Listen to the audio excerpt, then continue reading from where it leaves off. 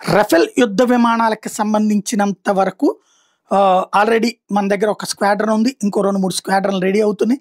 మిగతావి ఇక్కడ పరిస్థితి ఏంటి అన్నది కీ పాయింట్. ఇప్పుడు ఫ్రాన్స్ భారతదేశానికి ఒక బంపర్ ఆఫర్ ఇచ్చింది. ఇప్పుడు 4th జనరేషన్ కదా రఫేల్స్. ఇవి కాకుండా 5th జనరేషన్ జెట్స్ భారతదేశానికి ఇండియాలోనే తయారు చేసిస్తాం, మీ కంపెనీలతో టైఅప్ అయి చేసిస్తాం, టెక్నాలజికల్ పరిణామాలు కూడా మీకే అప్పచెప్తాం, మెయింటెనెన్స్ వ్యవహారాలు కూడా మీ సంస్థలే చూసుకోవచ్చు అన్నటువంటి విషయాన్ని చెప్పుకొచ్చింది. AMCA 5th generation jet project అన్నటువంటి దానికి అసిస్ట్ చేయడానికి రెడీ అని చెప్పింది. 120 కేఎన్ ఇంజిన్స్ ఇండియాకి ఇవ్వడానికి కూడా రెడీ అని చెప్తుంది. ఇది ఫ్రాన్స్ అంబాసిడర్ చెప్పుకొస్తుంది. అంటే తాజాగా మన తేజస్ లాంటి వాటికి సంబంధించి మూవ్ అవడానికి కూడా సహకరిస్తామని చెప్తుంది. తద్వారా ఫ్రాన్స్ తనకు ఆర్థికంగా ప్రయోజనం చేకూర్చుకోవడంతో పాటుగా భారతదేశానికి సైనిక పరమైనటువంటి ప్రయోజనాల దిశగా అడుగులు వేస్తుంది.